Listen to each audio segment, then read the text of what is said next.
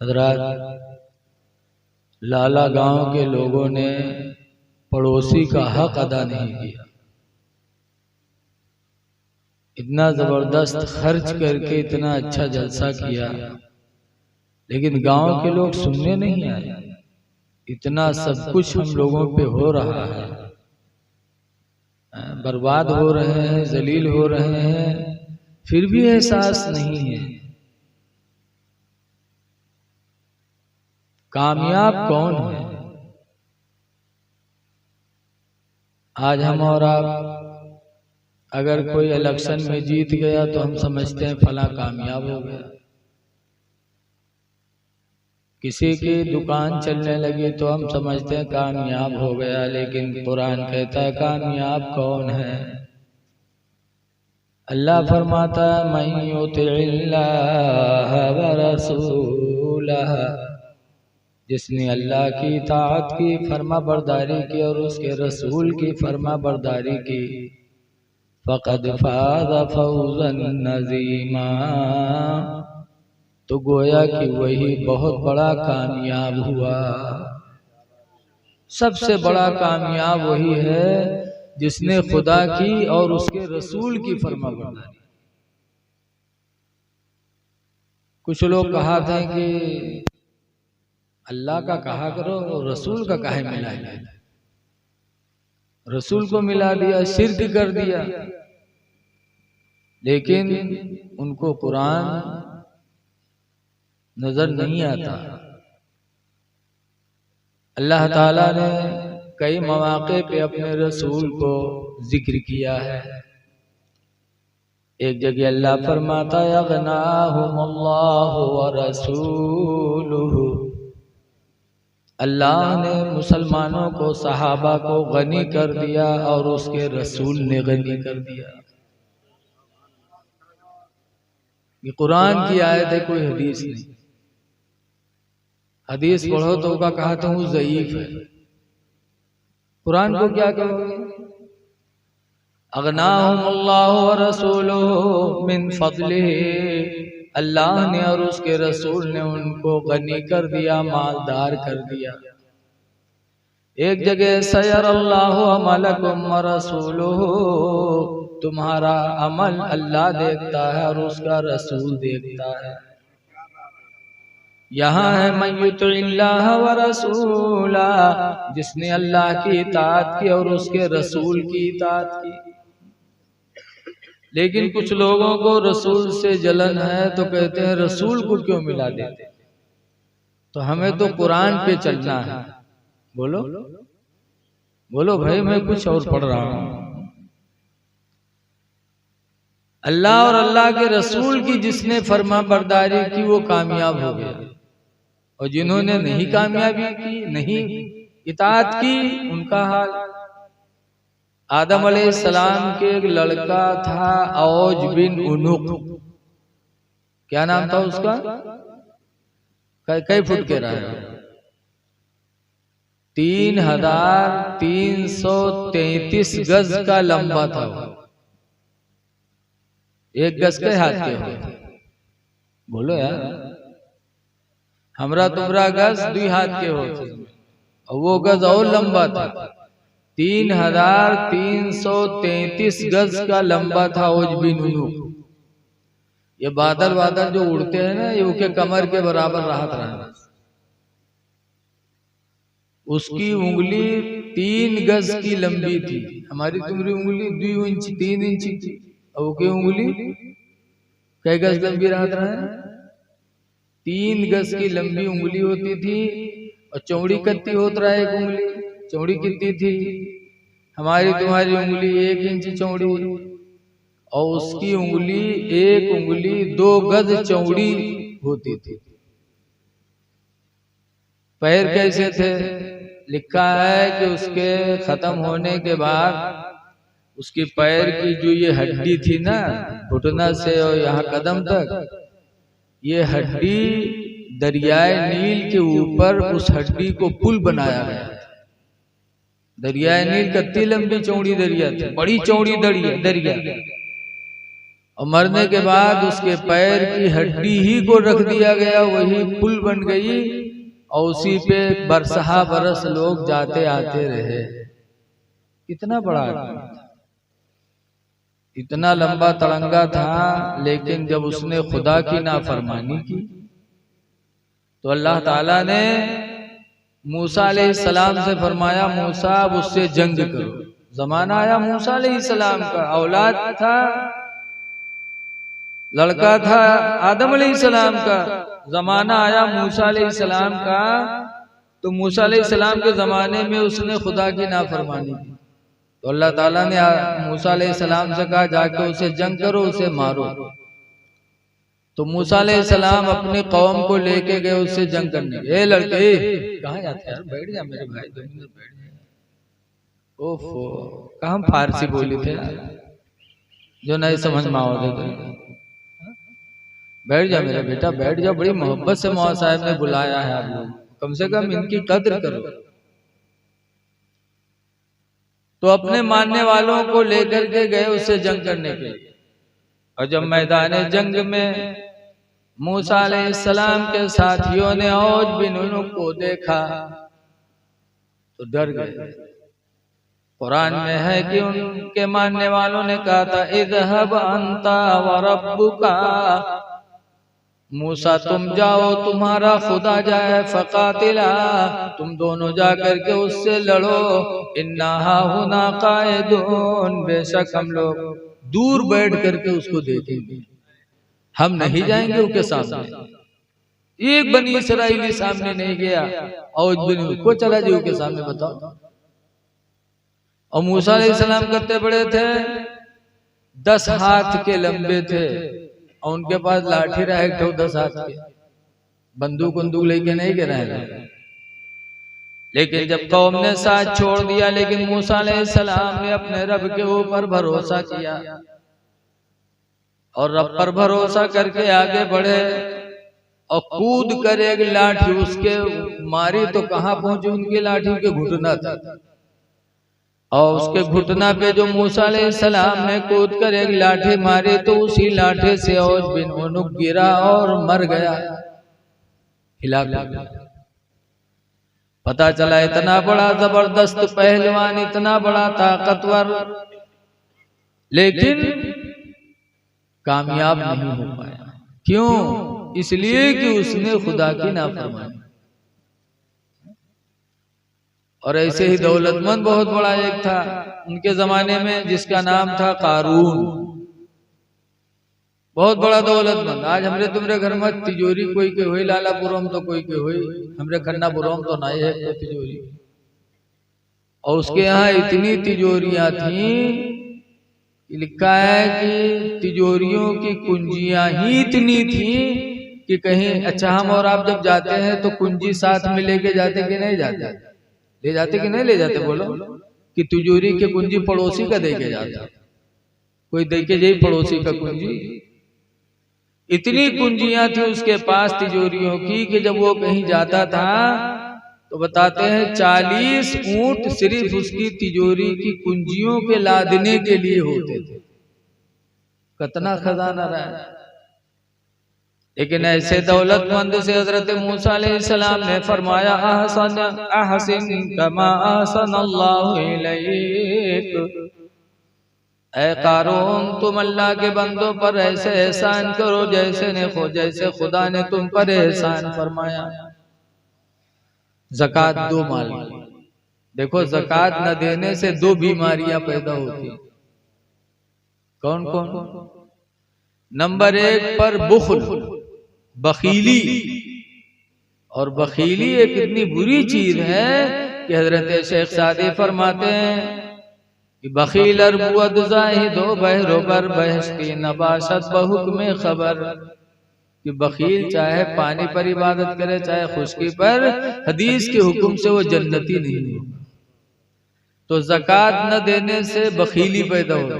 और दूसरी बीमारी हिर्स, लालच, जो इंसान को बर्बाद कर दे। कहा ज़कात दो, अल्लाह ने दिया है उसमें से 2.5% दो, आज गवर्नमेंट 20% लेते तो हम लोग दे देते, और अल्लाह 2.5% मांग रहा है बंदों के लिए तो हम नहीं देते। कैसा मेरा कमाया हुआ अल्लाह का कहाँ है? माद और दुश्मन हो गया मूसा अलैहिस्सलाम। जैसे आजकल अगर कोई गांव के इमाम तकरीर कह दे जुमामा कि हर रमर रिबा, अल्लाह ताला ने सूद हराम फरमा दिया, लिहाजा सूद खाने वाले से बोलना चालना मना है, तो अगर कोनो सूद खौआ हुई गांव में तो वो इमाम साहब का हटावे के लिए वही दिन से तदबीर बनावे लगे। बोलो कोई सूरत से सूद खौआ इमाम साहब का भग वही जरूर। अगर कोनो जानी हुई अयास कोई के घर में घुस घुस बैठत हुई, अगर कोई इमाम साहब तकरीर कह दें कि किसी के घर में बैठना मना है, किसी की माँ बहन बेटी को गलत निगाह से देखना मना है, फला आदमी फला घर में जाता उसको रोका जाए, बजान लो कि वो जान ले तैयार हो, इमाम साहब को मारना है। तो जब कोई हक बात कहता है तो हक कहने वाले के दुश्मन पैदा होते हैं। मूसा अलैहिस्सलाम का कारून दुश्मन हो गया, और जब मौलवी मौलाना का आदमी कैसे भगावत है, तो हिम्मत लगाएगा बस सुद खुआ का कही कि यार इमाम रखा वाला ठीक नहीं, फलाने मेहरुआ कहीं घूर घूर देखत रहे बस अब इमाम साहब के खटिया खड़ी, ऐसे वो भी तैयार हो गया। एक औरत से कहा, एक औरत के गोद में बच्चा था छोटा छोटा सा, तो कारून ने जाकर उससे कहा कि सुनो, जहां मूसा अलैहिस्सलाम तकरीर करते हो तुम उसी मजमे में जाकर इतना कह देना कि जो मेरे गोद में बच्चा है या मूसा अलैहिस्सलाम का, इन्होंने मुझसे ज़िना किया तो ये बच्चा पैदा हो, इतना तुम कह देना तो हम तुमको दौलत से माला माल कर देंगे। वो औरतिया तैयार हुई, ये नहीं सोची इसकी मजमा में हम कहवे तो हमारी इज्जत करती हुई। देहात में कहा था मेहरवन के नाक न हो तो गू खाए, देहाती मसल मशहूर। वो तैयार हुई कि ठीक कहते थे। मूसा अलैहिस्सलाम ये तकरीर कर रहे थे, दौराने तकरीर में वो औरत गई अपने बच्चे को लेकर के कहा लोगों देखो देखो ये मूसा पैगंबर बनते हैं, मादअल्लाह ये इतने अच्छे बनते हैं, इन्होंने मुझसे ज़िना किया और इन्हीं से बच्चा पैदा हुआ, ये बच्चा इन्हीं का है। आप जितनी तकरीर सुन रहे थे सब थूके लगे मूसा अलैहिस्सलाम, अरे आप ये इतनी बड़ी गलती, जैसे हम कहीं बोले ने तकरीर कर रही है खन्ना पूर्वक कोनो आवे कहीं हमार भैंस चुराए लेके बेच ला हो रहा है, तो आप लोग कहा कि अरे रफीक बड़े बगुला भगत बनत हुआ है, तुम बोलो कहोगे कि नहीं कहोगे? ऐसे सारे मजमे के लोग मूसा अलैहिस्सलाम पर नाराज हो गए कि इतना गंदा काम तुम्हारे अंदर। मूसा अलैहिस्सलाम को जलाल आया और उठे और औरत के करीब गए और औरत के गोद में जो इतना बड़ा बच्चा था उसके पेट पे उंगली रखी और फरमाया बच्चा तू ही बता दे कि तू किसका है, तू ही बता दे। तो मूसा अलैहिस्सलाम की पैगंबर की उंगली जब उसके पेट पर पड़ी तो उस दूध पीते बच्चे को अल्लाह ने बोलने की ताकत दी। वो बच्चा बोला। मौलाना रूम अलैहिर्रहमा लिखते हैं बच्चे ने कहा था कि माँ मेरी झूठी है सच कहते नहीं, हजरत मूसा है अल्लाह के नबी, है शरारत सारी ये कारून की, हजरत मूसा है सच्चे बिल यकीन। दूध पीते बच्चे ने ये गवाही दी। जब दूध पीते बच्चे ने गवाही दी तो मूसा अलैहिस्सलाम को जलाल आया और जमीन से फरमाया या अर्दो खुज़ीही, ऐ जमीन तू कारून को पकड़ ले। जैसे मूसा अलैहिस्सलाम ने जमीन से फरमाया तो जमीन ने कारून को अंदर खींच लिया, कमर के बराबर, माफी मांगा, लेकिन जलाले पैगंबर थे, माफ न किया, कहा जमीन इसको खींच ले, तो कंधे तक के खींच लिया, फिर भी माफी मांगा, माफ न किया, कहा जमीन इसको खींच ले, तो पूरे कारून को जमीन ने अपने अंदर धंसा लिया और कारून हिला गया। मुसलमानों जरा सोचो, इतना बड़ा दौलतमंद लेकिन जमीन में धंस के बर्बाद हो गया। क्यों? अल्लाह और उसके रसूल की नाफरमानी किया। और आज भी इन्होंने कितना दौलत ताकतवर होने के बावजूद हिलाक हो गया। और नबी के चार यार को देखो, हजरत अबू बकर को देखो, नबी की इताअत की तो आज पूरी दुनिया में जुमा के दिन हजरत अबू बकर की अफजलियत का खुतबा पढ़ा जाता है। जुमा का दिन आता है तो हिंदुस्तान नहीं पूरी दुनिया में मुसलमान आलिम इमाम मिंबर पर बैठकर पढ़ते अफजलुल बशरी बादल अंबिया, इंसानों में सबसे अफजल नबियों के बाद कौन है? अबू बकर सिद्दीक। तो ऐ लोगों, खुदा का वादा है कि कामयाब वही है जिसने अल्लाह की इताअत की और अल्लाह के रसूल की इताअत। अल्लाह की मानो, अल्लाह के रसूल की मानो। हजरत मौलाना अजमत अली साहब क़िबला आलिम लिखे, देखो हुजूर पर जब एक आयत नाजिल हुई कुरान करीम की, मा काना मुहम्मदुन अबा अहदिम मिन रिजालिकुम वलाकिन रसूलुल्लाह व खातमुन नबिय्यीन, अल्लाह के मोहम्मद अल्लाह के रसूल हैं, मर्दों में किसी के बाप नहीं, आखिरी रसूल है। जब ये आखिरी नबी है तो सहाबे किराम ने हुजूर से पूछा, अल्लाह के रसूल आपके बाद अब कोई नबी नहीं आएगा? कहा नहीं। कहा जब आपके बाद कोई नबी नहीं आएगा तो हम लोगों को दीन कौन सिखाएगा? तो हुजूर ने फरमाया मेरे बाद कोई नबी नहीं आएगा, मेरे बाद मेरी उम्मत के आलिम तुमको दीन सिखाएंगे। मेरे बाद मेरी उम्मत के उलमा तुमको दीन बताएंगे। तो अब दीन हमको कौन बताएगा? आलिम ही बताएगा, कोई नबी नहीं आएगा। लिहाजा लोगों आलिमों से मोहब्बत करो, आलिमों की बुराई ना करो। इनकी बुराई करोगे तो तुम दीन कहां सीखने जाओगे? बताओ, दीन तुमको इन्हीं से मिलेगा। खुश नसीब हैं माशाअल्लाह मौलाना अजमत अली साहब, हर गांव में एक आलिम का होना जरूरी है ताकि गांव वालों की जरूरियातें दीनिया वो पूरी कर सके। आलिम लिखा है कि कयामत के दिन इतने लोगों की बख्शिश कराएगा, इतने लोगों की बख्शिश कराएगा जितने की आसमान में तारे होते। नारे तकबीर, नारे रिसालत, मसलके आला हज़रत, उलमाए अहले सुन्नत, नारे तकबीर, नारे रिसालत। लेकिन कौन आलिम? वो आलिम जो इल्म के मुताबिक अमल भी करे। ये नहीं कि अजान होगा मस्जिद में जमात है और मौलाना साहब दुकान पर बैठ के पान पकड़ा है, मोबाइल चलाए, ऐसे नहीं। आलिम बामल, इल्म के मुताबिक अमल भी। मौलाना अजमत अली साहब को अल्लाह ने हाफिज आलिम सब बनाया, बहुत बड़ी बात है।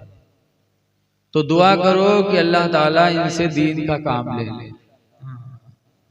हमें उम्मीद है जब इनके दिल में इतनी बड़ी मोहब्बत है कि तने तनहा ये इतना बड़ा जलसा कर सकते हैं अपनी मेहनत की रकम खर्च करके, तो यकीनन इनके दिल में दीन का दर्द है। इसलिए लोगों इनकी कद्र करो, ये सोच करके कि ये आलिम, तो अल्लाह ताला आपसे राजी हो जाए।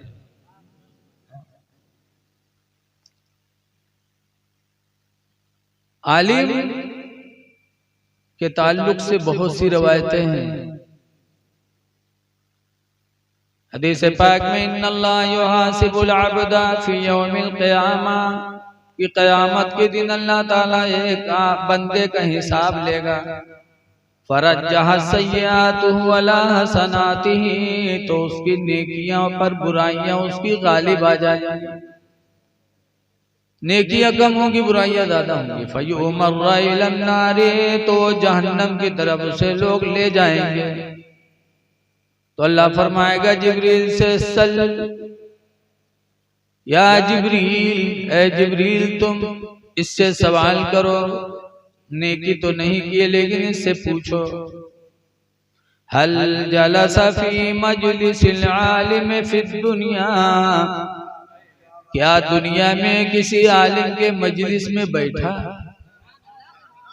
फाग़फ़िरहु बिबरकतिही, तो उसी की बरकत से इसको मैं बख्श दूं।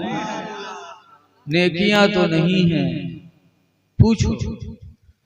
जिब्रील अलैहिस्सलाम पूछेंगे तो कहेगा हदीस में फयक़ूल अल अब्दु ला, बंदा कहेगा नहीं नहीं, मैं दुनिया में किसी आलिम के मजलिस में नहीं बसा, नहीं बैठा। अल्लाह फरमाएगा दूसरा सवाल करो, हल सकना फी सुकनिल आलिम फी दुनिया, क्या दुनिया में किसी आलिम के बस्ती में ये बसा? अगर दुनिया में किसी आलिम के गांव में ये रहा हो, फाग़फ़िरहु बिबरकतिही, तो उसी की बरकत से इसको बख्श दूं। फयक़ूल अल अब्दु ला, तो बंदा कहेगा नहीं नहीं, दुनिया में मैं किसी आलिम के गांव में भी नहीं रहा। तो अल्लाह फरमाएगा इससे पूछो, हल वाफ़क़ इस्मुहु बिइस्मिल आलिम फी दुनिया, क्या दुनिया में इसका नाम किसी आलिम के नाम से मिला कि नहीं मिला? अगर नाम ही से मुनासिबत हो, फाग़फ़िरहु बिबरकतिही, तो उसी की बरकत से इसे बख्श दूं। फयक़ूल अल अब्दु ला, तो बंदा कहेगा नहीं नहीं। तो अल्लाह फरमाएगा चौथा सवाल कर लो, हल अहब्बा आलिमन फी दुनिया, क्या दुनिया में किसी आलिम से इसने मोहब्बत की है? फाग़फ़िरहु बिबरकतिही, तो उसी आलिम की मोहब्बत की बरकत से इसको बख्श दूं। फयक़ूल अल अब्दु ला, बंदा कहेगा नहीं मैंने किसी से मोहब्बत भी नहीं की, अल्लाह जाने जंगल में रहा कहा। अल्लाह ताला तीसरा पांचवा सवाल फरमाएगा कि एक आखिरी सवाल और पूछ लो, हल अहब्बा मन युहिब्बु आलिमन फी दुनिया, क्या दुनिया में इसने किसी ऐसे आदमी से दोस्ती की जिसकी दोस्ती किसी आलिम से रही? फयक़ूल अल अब्दु नाम, तो बंदा कहेगा हाँ हाँ, अहब्बु फला, मैंने फला से मोहब्बत की, व युहिब्बु फला आलिमन फी दुनिया, और वो दुनिया में फला आलिम से मोहब्बत करता था। अल्लाह फरमाएगा उदखुलूहु फिल जन्नह बिबरकतिही, उसी की बरकत से इसको जन्नत में दाखिल कर दो। पता चला कि जिस बस्ती में आलिम हो उस बस्ती के लोग कितने खुश नसीब। इसलिए लोगों इनकी कद्र करो, अल्लाह की इताअत करो, अल्लाह के रसूल की इताअत करो। अल्लाह का हुक्म क्या है? अल्लाह ताला का हुक्म कुरान करीम में मौजूद है, उस पर अमल करो। क्या है हुक्म अल्लाह ताला का? बहुत से अहकाम हैं। अल्लाह फरमाता है उबुदुल्लाह वला तुशरिकू बिही शैया, अल्लाह की इबादत करो और उसके साथ किसी को शरीक न ठहराओ। शरीक का मतलब क्या है? आज तो शरीक हर चीज में शिर्क कहते हैं। शरीक का मतलब यह है कि खुदा के अलावा किसी दूसरे को खुदा समझकर उसकी इबादत न करो। लेकिन आज अगर चादर चढ़ा दो तो शिर्क, मिलाद पढ़ो तो शिर्क, गेरहवीं कह दो तो शिर्क, ये सब शिर्क नहीं, ये सब सवाब के काम।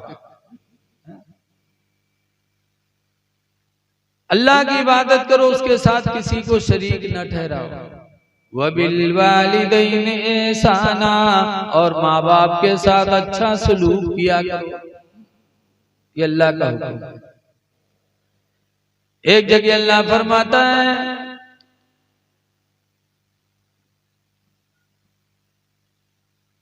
यके बाद दीगरे लोग उठ रहे हैं, अभी 12 के बाद अभी एक भी नहीं बजा। इसीलिए लोग इल्म से जब दूर होते हैं ना तो अमल की तरफ रगबत नहीं होगी। अमल की रगबत जब भी होगी जब आपको किसी चीज का इल्म होगा। जैसे इसके पीछे अगर पता हो कि रुपया पड़ा है तब आप उठाने जाओगे, और नहीं पता है लाखों रुपया पड़ा हो तो आपसे क्या मतलब। तो ऐसे ही जब इल्म नहीं होगा तो आप इबादत की तरफ कैसे आपका दिल राग़िब। इसलिए लोगों अल्लाह ताला से डरो। अल्लाह के बहुत से अहकामात हैं।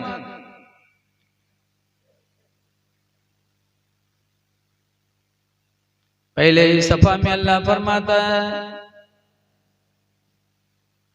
कि हिदायत है मुत्तकियों के लिए, कुरान के उन मुत्तकी हैं। अल्लाह फरमाता है अल्लज़ीना युमिनूना बिल गैब, मुत्तकी वो लोग हैं जो गैब पर ईमान ले आए। गैब जन्नत है, दोज़ख है, सब गैब में हमें पता नहीं। कब्र में क्या हो रहा है क्या नहीं हो रहा है हमें पता नहीं है।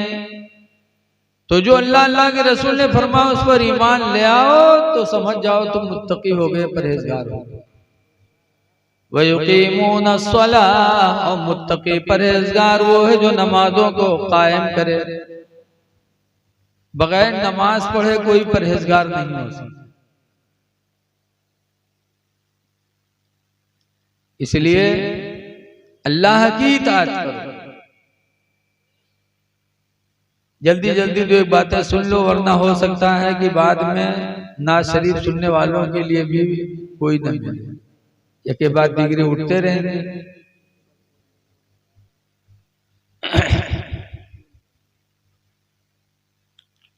आज हमारी मस्जिदें सुनी पड़ी,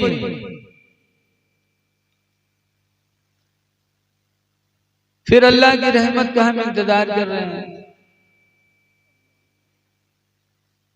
आज हम नमाज नहीं पढ़ते और सोचते हमारी दुआ कबूल हो जाए, तो दुआ कैसे कबूल होगी। झूठ बोलते हैं, अल्लाह फरमाता है इस्तनबू कौलम बिज़्ज़ूर, झूठ बोली से परहेज करो। हम झूठ बोलते हैं फिर इसी मुंह से दुआ भी मांगते हैं, दुआ कबूल नहीं हो सकती। हजरत बाबा फरीदुद्दीन गंजे शकर रहमतुल्लाह अलैह एक महफिल में तकरीर कर रहे थे, तो उनके मुरीद लोग आए, कहने लगे बाबा फरीद बड़ी मुसीबतों की दीने बच्चे हमारे भूखों मर रहे हैं, मदद कर दी। बाबा फरीद ने फरमाया जाओ मिट्टी का ढीला ले आओ। मिट्टी का ढीला लोग लेकर के आए। बाबा फरीद ने अव्वल आखिर दरूद शरीफ पढ़ा, 3 मरतबा कुल वल्लाह पढ़ के फूंक छोड़ा तो मिट्टी का ढीला सोना बन गया। काले जाओ बेचकर अपनी जरूरत पूरी कर। मुरीद लोग गए बेचकर माला माल हो गए। तो जलसा में बहुत से लोग रहे, एक आदमी देखे तो कहे सोना बनाना तो बड़ा आसान है हो, अव्वल आके दरूद पढ़ो, 3 मरतबा कुल वल्लाह पढ़ो, फूंक छोड़ो, सोना तैयार। वह उठा मिला तो गवा अपने मेहरबा जगह घेरे के उठ जा ढीला लेके आओ। तो चौंकी कही रत्ती रात में ढीला का करिए, कहीं जल्दी ला बाद में पता नहीं बने न बने रे। तो कहे इसका पगली आई गए हो कहा बक्कत, कहने रे नहीं सुनो तो बाबा फरीद ने मिट्टी के ढीले पे अव्वल आके दरूद पढ़ के 3 मरतबा कुल वल्लाह पढ़ के फूंक छोड़ा तो मिट्टी का ढीला सोना बन गया। जल्दी ला बाद में पता नहीं बने न बने, भी ताजा ताजा मामला है, जल्दी लेके आओ।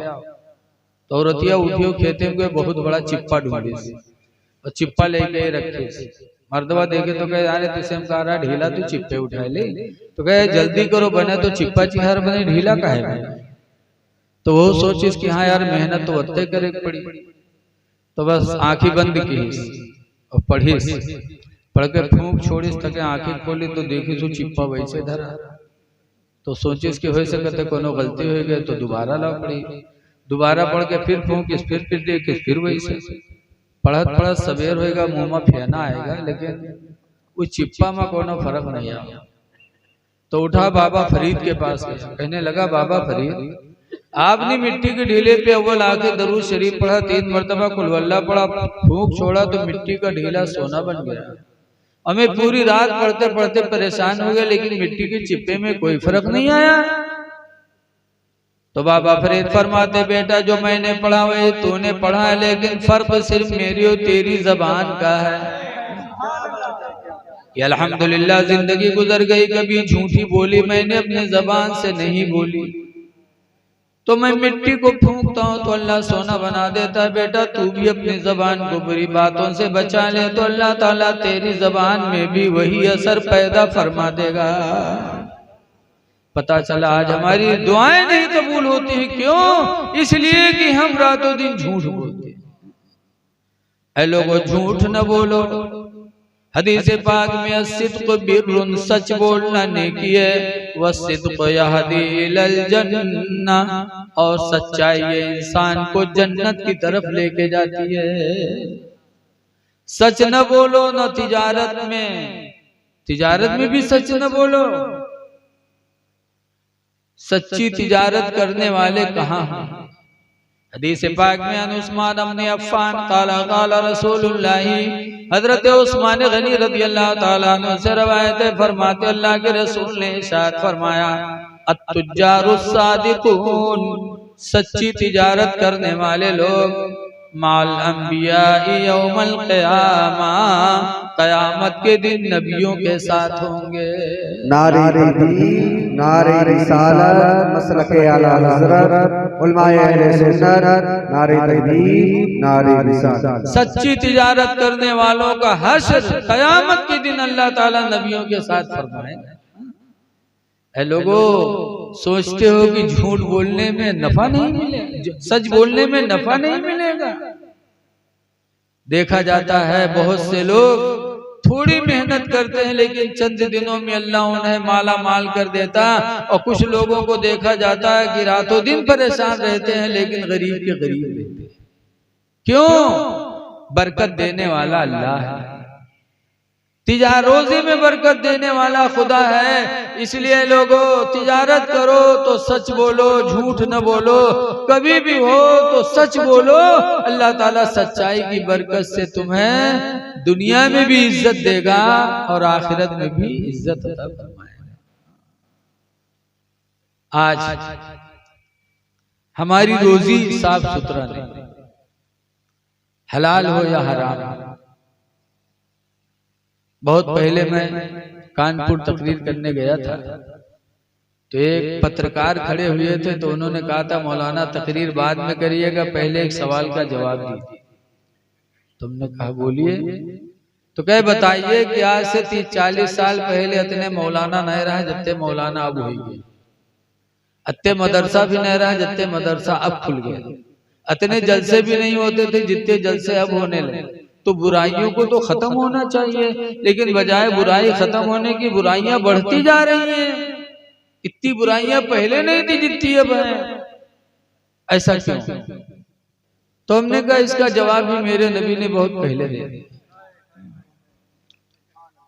हदीस पाक में अनस क़ाला क़ाला रसूलुल्लाह सल्लल्लाहु अलैहि वसल्लम, हजरत अनस से रवायत है, अल्लाह के रसूल ने इरशाद फरमाया, याती अलन्नास ज़मानुन, लोगों पर एक जमाना ऐसा आएगा, ला युबालिल मरो, इंसान सोचेगा नहीं, मा अख़ज़ मिन्हु, जिस चीज को अपने हाथ में लेगा, क्या नहीं सोचेगा, अमिनल हलाली अमिनल हराम, कि जो मैंने हाथ में लिया है मेरे लिए हलाल है या हराम है। हलाल हराम नहीं सोचेगा तो हुज़ूर फरमाते लोगों के दिलों से नूरे ईमान चला जाएगा, अल्लाह का डर खत्म हो जाएगा, अज़ान होती रहेगी, मस्जिदें सूनी पड़ी रहेगी। वो वक्त आ गया कि नहीं आ गया? आज ये नहीं देखता आदमी की हराम है कि हलाल है, बस होना चाहिए। ये नहीं सोचता कि हम भाई का हक मार रहे हैं कि नहीं मार रहे हैं, ये नहीं सोचता कि हम पड़ोसी के साथ गलत सलूक तो नहीं कर रहे हैं। ऐ लोगों, अपने पड़ोसियों के साथ अच्छा सलूक। हदीस पाक में हुजूर फरमाते, मन काना मिनकुम मोमिना, तुम में का जो मोमिन मुसलमान हो, फलियकरिम दैफा, तो चाहिए कि अपने मेहमान की इज्जत करे, वला यूज़ा जारा, और अपने पड़ोसी को तकलीफ न पहुंचाए।